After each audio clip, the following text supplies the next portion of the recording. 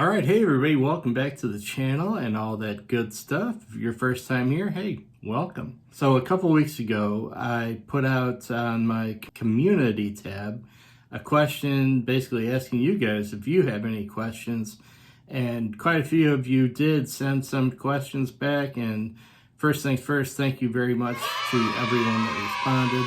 And today I'm going to try to get through all of the questions and give you the most honest, transparent, genuine, authentic answers that I can give you. This is not scripted. I'm going to read the questions off right now and answer them right off the cuff. So let's jump right into it. First question. MSA Coach Mike asks, what is it you do for your day job? Real estate, senior portraits, sports, etc. I worked in the insurance industry for 30 years, and on August 28th of 2023, Farmers Insurance had a mass layoff, let go of like over 2,400 people, and I was one of them. And since then, been looking for jobs, and 58-year-old, 30-year insurance people are not in high demand right now.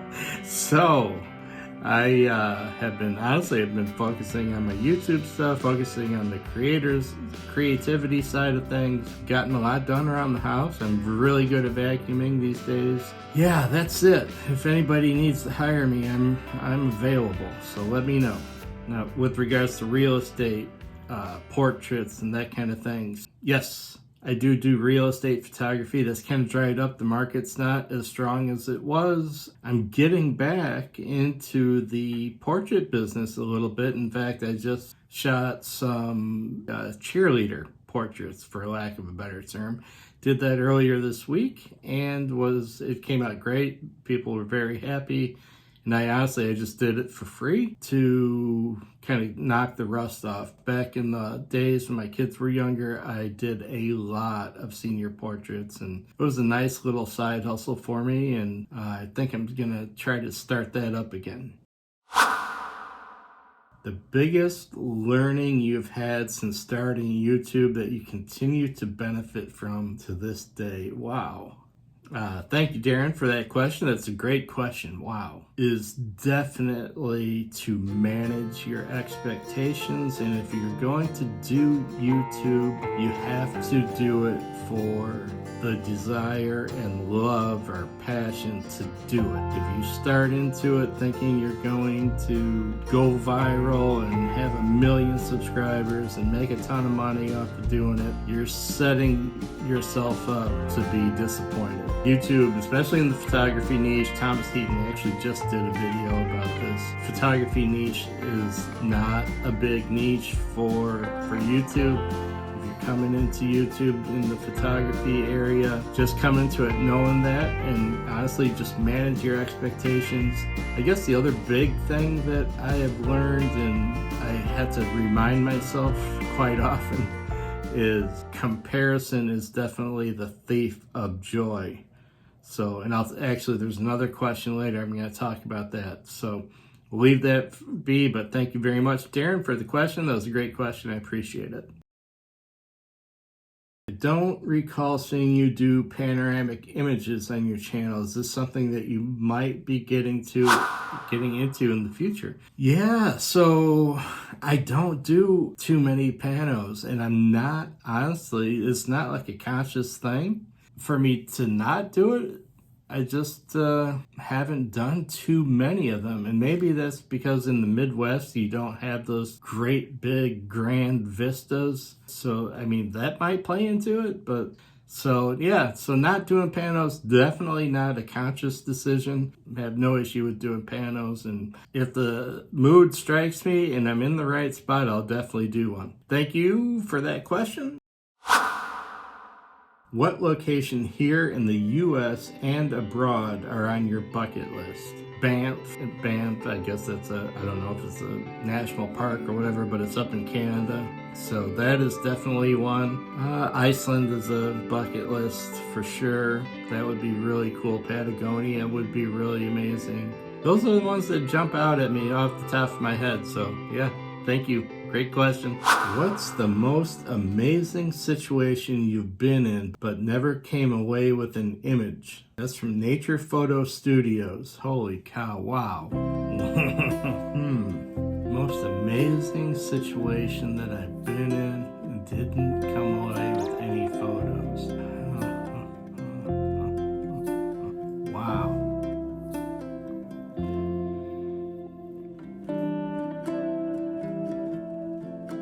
I guess I've not been in that many amazing situations. That's a great question. Holy cow. So I'm going to cop out here and I'm going to say the birth of my kids. Those are amazing situations. I didn't come out with any photos, but if I come up with anything else as I'm answering the rest of these questions, I'll bring it up at the end. So Nature Photo Studios, thank you for that question. You totally stumped me with it. Dennis Roy 81, have you thought of posting on Flickr to help broaden your viewing base?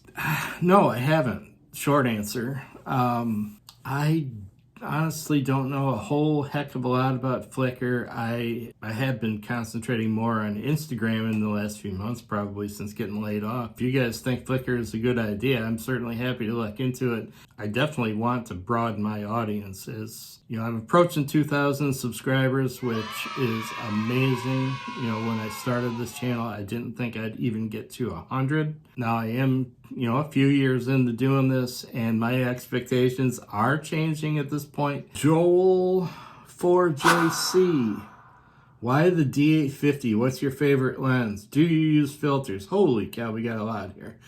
Why the D850? Well, honestly, when I went out to get the D850, I was actually going to get the D810. And believe it or not, my wife said, you know, if the D850 just came out and it's only X amount more than the D810, why don't you just go all in and get the D850? So that's all I needed. Probably should do a video on my favorite features of the D850. You guys all know this. You know, I love the camera. If you've watched any videos on this channel, you know that I love that camera. So that's probably something I'll do in the not too distant future. Favorite lens is my 24-70. It's a Sigma lens. Just love it. I use it all the time. It's my go-to lens. What else? Do you use filters? The short answer is yes. I use the Lee Landscape Kit base, I think is what they call it. What I mostly use is the little stopper, which is a 6-stop filter, and the big stopper, which gives you a reduction of 10 stops of light. So I obviously use that for, you know, getting long exposure images, and I love doing that. It's one great way to take your images up a level, or 2 levels, 3 levels, whatever you want to call it. So yeah, I use the Lee filters, mostly the little stopper and the big stopper, as well as I've got a circular polarizing filter that I use a lot. So what's your most enjoyable type of photography? Holy cow. I'm loving street photography these days. I grew up doing sports photography, so that's probably my first love and probably be my biggest love. I love shooting sports. So sports, I gotta go with street. Street photography is just amazing. I love street photography. Which drone do you use? And do you have a drone license? So I've got a Mavic Mini 2, and I have a Mavic Air 2 that I bought used. Love them both. Those are 2 awesome drones. Do I have a license? I'm in the process of getting taking the Part 107B. I'm studying for it actually right now. I don't have the license yet. Oh, will you go mirrorless? Holy smokes. I'll tell you what. If you would have asked me that question a month ago, I would have said no way. But now the guys in my camera club and a bunch of videos I'm seeing these days, this Fujifilm something 106 or whatever, just looks amazing. It has all these features built right into it. It has ND filters built right into it. It has all these filmic looks built right into it. It just looks like an amazing camera for street photography. Would I trade in the D850 to do something like that? No, I don't think I would, not right now. I would, you know, wait and buy a used one of those cameras, or just wait until you know, I'd side hustle enough money to buy one. So, but well, yeah. I never would have even thought about going mirrorless. I'll tell you what, I didn't want to go digital. My wife actually talked me into going digital. So I was a film guy. I grew up on film. I processed my own film, made my own prints. Back in the way old days, I had a dark room in the basement. So yeah, I grew up on that, on the old school ways of doing things. And it took me a lot just to go digital. I didn't trust it. So here we are. Which presets do you use, if any? So presets, I'm not sure if it's talk about Lightroom or what when it comes to presets. I don't. I hand process every one of my images. I try to cull them down because I take way too many images for starters. Try to cull them down to a manageable group, and then I will, I start from point A and process each one. So yeah, I don't really have any presets. I see a lot of people selling presets and things like that, LUTs and all that stuff for video, but yeah, I haven't ever bought any, and maybe I should create some, huh? Might be a way to make some money, I don't know. All right, so let's see here. We're getting to the end of it. Can you tell us how, why, and when you first got into photography? Growing up, my mom had a Polaroid camera that she kept in this closet that was at the top of the steps, and I don't know, I would go and, grab that out of the closet, sneak it out, you weren't supposed to be taking it. Let's go out and shoot images of different things. I remember I taped a penny to the window. We had a big picture window in the front of the house. I taped a penny to it, and I used the Polaroid and took a picture of it. And the thought process being, I was trying to create a UFO sighting picture. And of course the flash goes off on the Polaroid camera, so you couldn't see anything. But yeah, that's a funny story, true story. I don't know how old I was, probably maybe 10 years old-ish, something like that. But yeah, so I started Polaroid, and then, high school I was really into photography and, graphic arts class and things like that.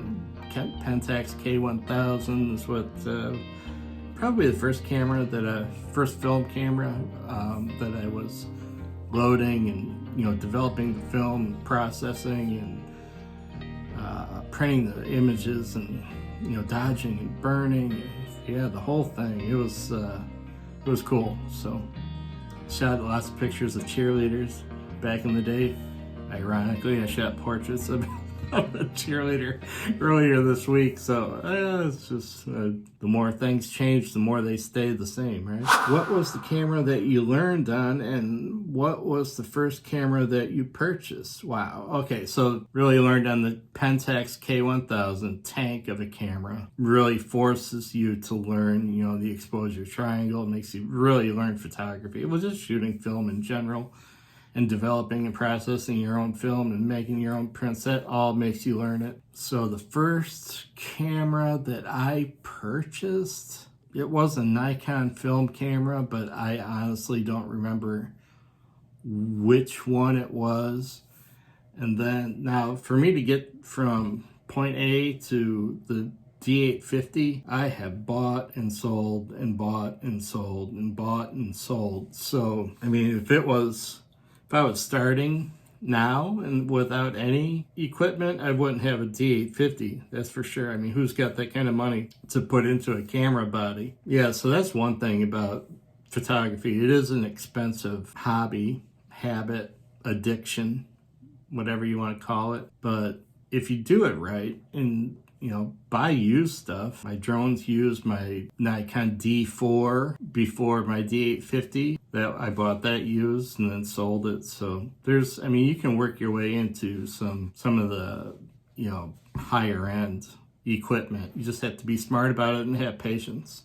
Have you thought about using a gear head tripod instead of a ball head? No, I've not thought about a gear-driven tripod head, so something to think about. Okay, one more question. I'm not sure who sent it in. What other YouTube channels do I watch? Wow, so not many, honestly, and that kind of ties back to what I was saying before in, comparison is the thief of joy. So if I watch other, photographers on YouTube, I start thinking, I'm just being honest here, I start thinking, well, I'm as good as this person, and he or she has, 100,000 subscribers. Like, well, what the heck? So I don't want to, I try not to watch too much, and that is intentional. I will watch the people that I personally know. Matt Ramsey, he's a guy in Indiana. He's got a small channel about the same size as mine. And you guys know I hang out with Robert Waters. He's a local guy, so we see each other all the time. I watch his channel. I watch, as far as the big guys go, I love Gavin Hardcastle. He's just so funny. We have a similar sense of humor. Darren Spoonley, you guys know I watch him. Thomas Heaton, obviously, he's probably the best, or maybe my favorite, I'm guessing. But there's maybe a couple others that I'll watch, but those are the ones that I will watch the most. Yeah, I probably forgot. Nick Page, he's another one. I like him quite a bit. So, but yeah, those are the ones I watch the most. But like I said, I try not to. Just because I don't want to get depressed. That's it. That's all the questions. Thank you all very much for sending those questions in. That was fun to do that. I hope you gained some value out of it. And drop me if you have anything else, or if I didn't answer your question, shoot me a note, let me know. And that's going to be it for this week. So thanks, everybody. You know the drill. Like it if you did, subscribe if you haven't, and ring the notification bell so you don't miss a thing. And I am your old buddy, Double G, and I am your very best friend in the whole wide world. We'll see you next time, everybody.